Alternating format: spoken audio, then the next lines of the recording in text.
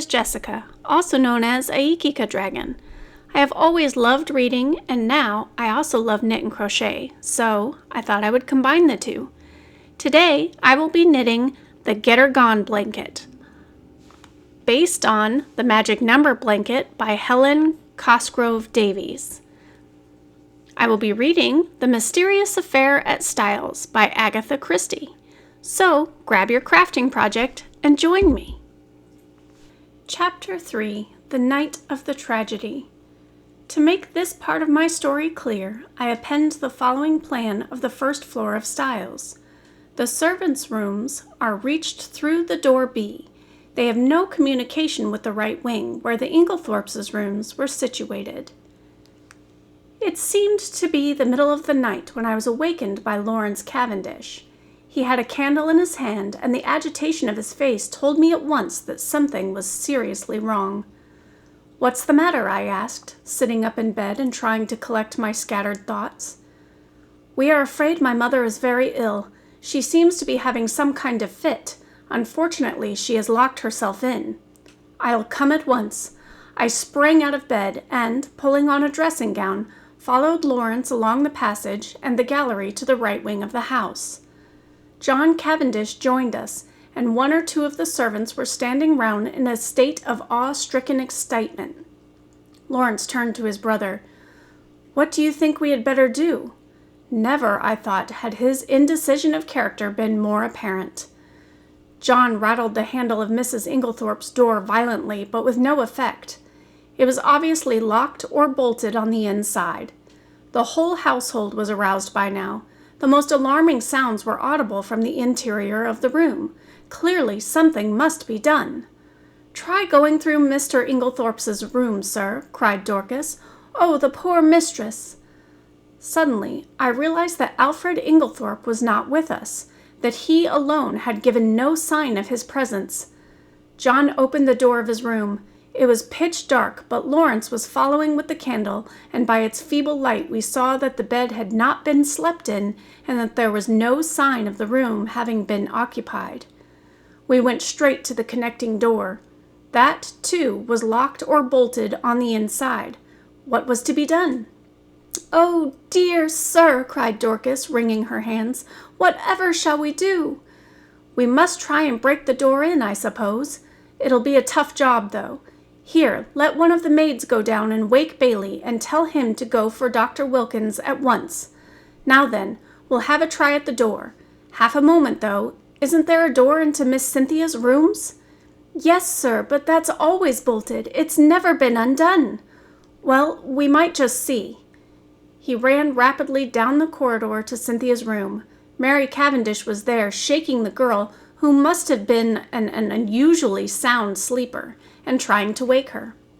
In a moment or two, he was back. "No good. That's bolted too. We must break in the door. I think this one is a shade less solid than the one in the passage." We strained and heaved together. The framework of the door was solid, and for a long time it resisted our efforts. But at last we felt it give beneath our weight, and finally, with a resounding crash, it burst open. We stumbled in together. Lawrence was still holding his candle. Mrs. Inglethorpe was lying on the bed, her whole form agitated by violent convulsions, in one of which she must have overturned the table beside her. As we entered, however, her limbs relaxed, and she fell back upon the pillows. John strode across the room and lit the gas. Turning to Annie, one of the housemaids, he sent her downstairs to the dining room for brandy. Then he went across to his mother whilst I unbolted the door that gave on the corridor.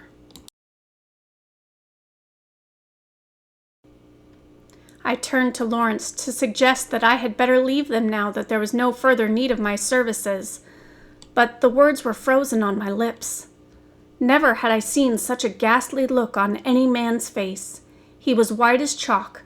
The candle he held in his shaking hand was sputtering onto the carpet, and his eyes, petrified with terror, or some such kindred emotion, stared fixedly over my head at a point on the further wall. It was as though he had seen something that turned him to stone. I instinctively followed the direction of his eyes, but I could see nothing unusual. The still, feebly flickering ashes in the grate and the row of prim ornaments on the mantelpiece were surely harmless enough. The violence of Mrs. Inglethorpe's attack seemed to be passing. She was able to speak in short gasps. "Better now. Very sudden. Stupid of me. To lock myself in." A shadow fell on the bed, and, looking up, I saw Mary Cavendish standing next to the door with an arm around Cynthia. She seemed to be supporting the girl, who looked utterly dazed and unlike herself. Her face was heavily flushed, and she yawned repeatedly. "Poor Cynthia is quite frightened," said Mrs. Cavendish in a low, clear voice. She, herself, I noticed, was dressed in her white lamb smock. Then it must be later than I thought. I saw that a faint streak of daylight was showing through the curtains of the windows, and that the clock on the mantelpiece pointed to close upon 5 o'clock. A strangled cry from the bed startled me. A fresh access of pain seized the unfortunate old lady. The convulsions were of a violence terrible to behold. Everything was confusion. We thronged round her, powerless to help or alleviate. A final convulsion lifted her from the bed until she appeared to rest upon her head and her heels, with her body arched in an extraordinary manner. In vain Mary and John tried to administer more brandy. The moments flew. Again the body arched itself in that peculiar fashion. At that moment, Dr. Bauerstein pushed his way authoritatively into the room. For one instant he stopped dead, staring at the figure on the bed, and at the same instant Mrs. Inglethorpe cried out in a strangled voice, her eyes fixed on the doctor, "Alfred! Alfred!" Then she fell back motionless on the pillows. With a stride, the doctor reached the bed and, seizing her arms, worked them energetically, applying what I knew to be artificial respiration. He issued a few short, sharp orders to the servants. An imperious wave of his hand drove us all to the door. We watched him, fascinated, though we all knew in our hearts that it was too late, and that nothing could be done now. I could see by the expression on his face that he himself had little hope. Finally, he abandoned his task, shaking his head gravely. At that moment, we heard footsteps outside, and Dr. Wilkins, Mrs. Inglethorpe's own doctor, a portly, fussy little man, came bustling in. In a few words, Dr. Bauerstein explained how he had happened to be passing the lodge gates as the car came out, and had run up to the house as fast as he could, whilst the car went out to fetch Dr. Wilkins. With a faint gesture of the hand, he indicated the figure on the bed. "Very sad, very sad," murmured Dr. Wilkins. "Poor dear lady, always did far too much, against my advice. I warned her. Her heart was far from strong. 'Take it easy,' I said to her, 'take it easy.' But no, her zeal for good works was too great. Nature rebelled. Nature rebelled." Dr. Bauerstein, I noticed, was watching the local doctor narrowly. He still kept his eyes fixed on him as he spoke. "The convulsions were of a peculiar violence, Dr. Wilkins. I am sorry you were not here in time to witness them. They were quite tetanic in character." "Ah," said Dr. Wilkins wisely. "I should like to speak to you in private," said Dr. Bauerstein. He turned to John. "You do not object?" "Certainly not." We all trooped out into the corridor, leaving the two doctors alone, and I heard the key turned in the lock behind us. We went slowly down the stairs. I was violently excited. I have a certain talent for deduction, and Dr. Bauerstein's manner had started a flock of wild surmises in my mind. Mary Cavendish laid her hand upon my arm. "What is it? Why did Dr. Bauerstein seem so peculiar?" I looked at her. "Do you know what I think?" "What?" "Listen." I looked round, and the others were out of earshot. I lowered my voice to a whisper. "I believe she has been poisoned. I'm certain Dr. Bauerstein suspects it." "What?" She shrank against the wall, the pupils of her eyes dilating wildly. Then, with a sudden cry that startled me, she cried out, "No, no, not that! Not that!" and breaking from me, fled up the stairs. I followed her, afraid that she was going to faint. I found her leaning against the banisters, deadly pale. She waved me away impatiently. "No, no, leave me. I'd rather be alone. Let me just be quiet for a minute or two. Go down to the others." I obeyed her reluctantly. John and Lawrence were in the dining room. I joined them. We were silent, but I suppose I voiced the thoughts of us all when I at last broke it by saying, "Where is Mr. Inglethorpe?" John shook his head. "He's not in the house." Our eyes met. Where was Alfred Inglethorpe? His absence was strange and inexplicable. I remembered Mrs. Inglethorpe's dying words. What lay beneath them?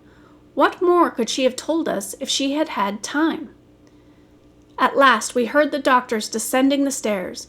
Dr. Wilkins was looking important and excited, and trying to conceal an inward exultation under a manner of decorous calm.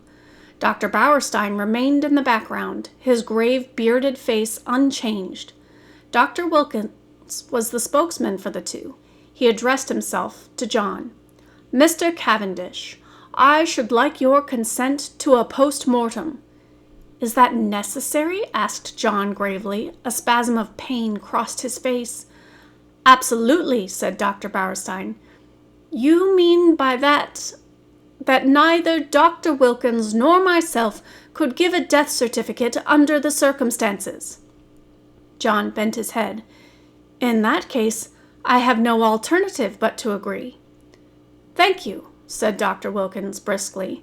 "We propose that it should take place tomorrow night, or rather, tonight."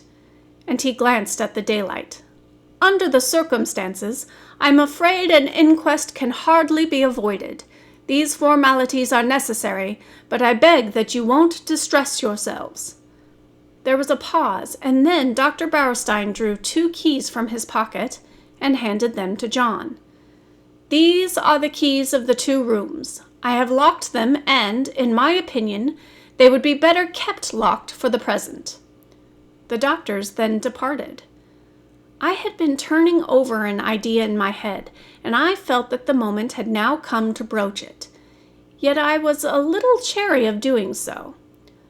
John, I knew, had a horror of any kind of publicity, and was an easy-going optimist who preferred never to meet trouble halfway. It might be difficult to convince him of the soundness of my plan. Lawrence, on the other hand, being less conventional and having more imagination, I felt I might count upon as an ally. There was no doubt that the moment had come for me to take the lead.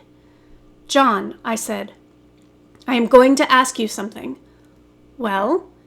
"You remember my speaking of my friend Poirot, the Belgian who is here? He has been a most famous detective." "Yes. I want you to let me call him in, to investigate this matter." "What, now? Before the post-mortem?" "Yes. Time is an advantage if there has been foul play." "Rubbish!" cried Lawrence angrily. "In my opinion, the whole thing is a mare's nest of Bauerstein's. Wilkins hadn't an idea of such a thing until Bauerstein put it into his head. But, like all specialists, Bauerstein's got a bee in his bonnet. Poisons are his hobby, so of course he sees them everywhere." I confess that I was surprised by Lawrence's attitude. He was so seldom vehement about anything. John hesitated. "I can't feel as you do, Lawrence," he said at last. "I'm inclined to give Hastings a free hand, though I should prefer to wait a bit. We don't want any unnecessary scandal." "No, no," I cried eagerly. "You need have no fear of that. Poirot is discretion itself." "Very well, then. Have it your own way. I leave it in your hands. Though, if it is as we suspect, it seems a clear enough case. God forgive me if I am wronging him." I looked at my watch. It was 6 o'clock. I determined to lose no time. 5 minutes' delay, however, I allowed myself. I spent it in ransacking the library until I discovered a medical book which gave a description of strychnine poisoning. And that's where we'll go ahead and end it today. Thank you for joining me. Happy crafting, happy gaming, and I hope you have a lovely weekend. Goodbye.